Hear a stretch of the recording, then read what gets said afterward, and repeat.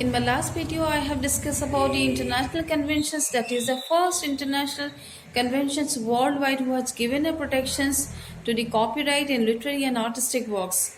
But today I am going to discuss with the second international conventions, that is universal copyright protections given under the Universal Copyright Conventions. The Article 1 of this convention has laid down that the contracting parties are the states to provide for the adequate and effective protection of the authors and other copyright proprietors in literary, scientific, and artistic works, including writings, musical, dramatic, and cinematographic works, and paintings, engravings, and sculptures. So the Article 1 has declares that the contracting parties are the states who are the signing members, that is, who is signatories to this convention. They must provide adequate and effective protection of the authors. They should not have any lacuna on it. Adequately they should be given a protections. And other copyright proprietors, who are the proprietors or the who having only a copyright proprietary rights, they must be given a protection in literary, artistic, scientific, and including writings, musical, dramatic, cinematograph, and paintings, engravings, and sculptures. So here we have seen that not only the paintings, also they had been given a proprietary rights protection under this Article 1, that is engravings and sculptures also. Article 2 of the conventions, they has laid down that for the national treatment. So national treatment, this principle also we have come across with the Berne Conventions. In the last lectures we have discussed, and it is also provided under universal conventions, that is a that they say the national treatment should be given for whether it is a published or unpublished. So that is irrespective of published or unpublished. So one member country must be given a national treatment by the other members of the convention. That means the one suppose India is a member to it, so the US or United States or any other member countries, they must give the same protections to India also as they are giving it their own nations. So that's called a national treatment, and it's a very good protection is provided under this. The term of the protection of works protected under this convention shall not be less than the lifetime of the author plus 25 years after his date. So under this convention, they said that copyright should be given a protections for lifetime of the authors plus 25 years after death. But in Berne Convention, we have seen 50 years after the death of the author. So here only the 25 years they have given after the death of the author. Now Article 4 of this convention has laid down that copyright shall include the exclusive right of the author to make, publish, or authorize the making and publication of translation of works protected under these conventions. So Article 4 has laid down, they said that not only copyright protection is adequate and effective given, but also exclusive right is given to the authors. What is an exclusive right? That exclusive right includes that he can make it, he can publish it, or he can make an publication of the translation of works protected under these works. So he can make publication of the translation of the works protected under these conventions. So whoever will translate their whoever will translate their work, they can also have a right to publish those translated works. This is provided under this universal copyright protections. So it is very well principles they have established here under this copyright convention. They said you can make a translation because suppose one country's language may be different from the other countries, so the same members may not be understanding the language which was published in the language of the other member countries. So the language may be varies, and that is why to make them understand, they are given a provision that they can make and publish and they can make a translation of the work. This is a very good beneficially or privilege is given under the copyright conventions for the public domain, that is a population, public in the worldwide, they can have their protections. The convention also provides the term called publications. They said it is the reproduction in tangible form. They said publication means not only publishing the book or copies or journal or any other work, but they said that it is reproduction in tangible form. So you can make having a possession of this work by hand, you can touch it, so in tangible form, and the general distribution to the public of copies of a work from which it can be read. They said it should be make a general distribution, so public should get access to reading purposes, or they can also have a visually they can also perceive it. But only restriction they made it that application of provision on certain works which are permanently in public domain in the nation where protection is claimed. So application of provisions. So these provisions must have an application on certain works only which are permanently in public domain, which is already in public domain, and that is in permanent form, permanent nature in the nation where protection is claimed. So the publications is given a wider term under these conventions, and that is a very good principle or very good very good principles they have laid down under these conventions.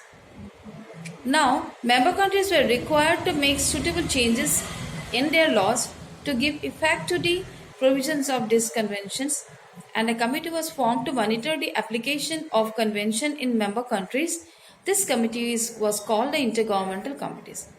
Now here the member countries has to make suitable changes in their laws to give effect to the provisions of these conventions.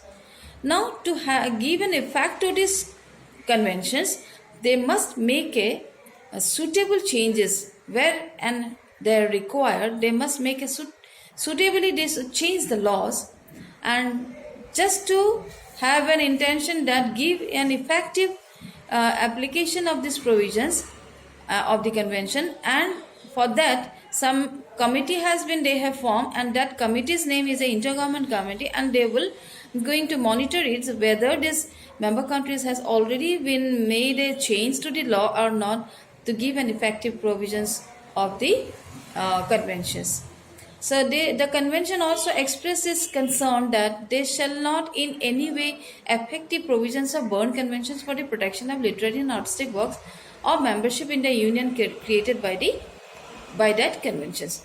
This convention also they are expressing their concern. They say that by these provisions under these conventions should not have any effect the provisions of the Berne Conventions for the protection of the literary and artistic works or membership in the union created by that conventions. So because of the latest provision, that is the Universal Copyright Conventions, they have made it. That's why the earlier, which was protection, is given under the Berne Convention, and the membership who were there by the Berne Conventions, they should not have any effect on it. So that will be continue as it was there at the time of 1866 Berne Conventions. The next conventions I am going to discuss is the Rome Conventions. So we are going to see how the changes has been made and how the wider scope is given by these conventions. That is, first we have said about the Berne, and second is the Universal Copyright Protection, and the third one is the Rome Conventions. So in the Rome Convention was significant. Why? Because they have introduced a protection with respect to right of performers, producers of sound recordings, broadcasters, and several others, which was left out by the Berne Conventions of 1886. Now here we said about they have made a significant change, because in Berne Conventions nobody had mentioned about the performers' rights, broadcaster rights, even the universal copyright protections were onto the point of the literary and artistic works and dramatic works, but we have never said about the performers' rights, broadcasters' rights, and the sound recorders' rights. So these are wider scope is given by the Rome Convention and given an extension to the protections of the copyright in the various subject matter which fall under the copyright. and several other rights also they are saying, that is which was left out by the Berne Convention 1886. So they were not protected under uh, under the Berne Convention, and that is why they said that there was a reason behind it. They said they were not protected of the copyright in their work based on the argument that they lacked the intellectual touch, that not original but rather of a derivative nature. So the reason behind it, that the Berne Conventions, they said that the provision was not made under the Berne Conventions because they said that these rights or the copyright, they are not having an intellectual in their work. So they said they're lacking the intellectual touch and not original. They said they have not made an original work. This is, we are talking about performers, broadcasters. They said they are not original work, and it was in derivative nature, and that is why they had not been protected under the Berne Conventions. But the Rome Conventions, they have given a wider scope to have a protection of the copyright under this subject matter. So Rome Convention of 1961, later they termed as the neighboring rights. That's why the Rome Convention, they have given a naming that neighboring rights will be protected under the Rome Conventions. The provisions under the Rome Conventions, that it prohibits the fixation of a performance without the consent of the performer who has got the sole right over fixation or reproduction of a fixation of his performances.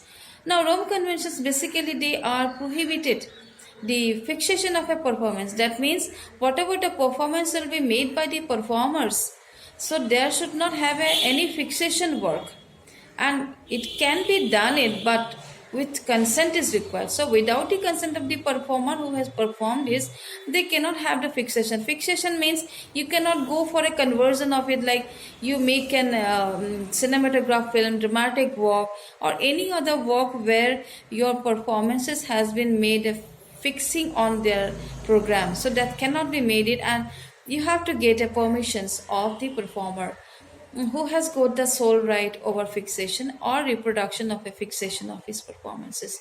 So they only have their right to go for a fixation. That means they, if they want, they can have their work to be fixed in a cinematograph, dramatic work, or any other publishing work, or they can make a reproduction of a fixation of his performances. If they wanted to reproduce it by making records, cassettes, any other media, if they wanted to make their fixations, they only can do it, but no other have their rights. So they are having only the sole right to make their fixation of the works.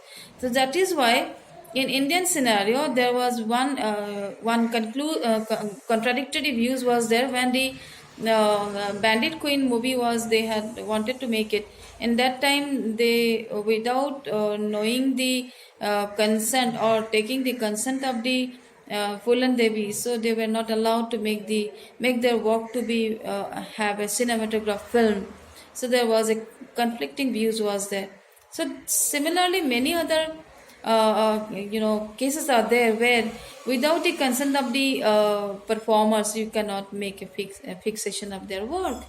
So this is the provisions where we have seen the various provisions or under the copyright we have seen it, and it is a variation has been made from Berne Conventions to the Rome Conventions. So this is a very well established principle has been made under this three international document, and it is very much beneficial for the copyright work who is making in their literary and artistic works and dramatic works. And so many, the bundle of rights they have given in under this copyright. So how the worldwide you can get your protections, this is the conventions, you all should know about it.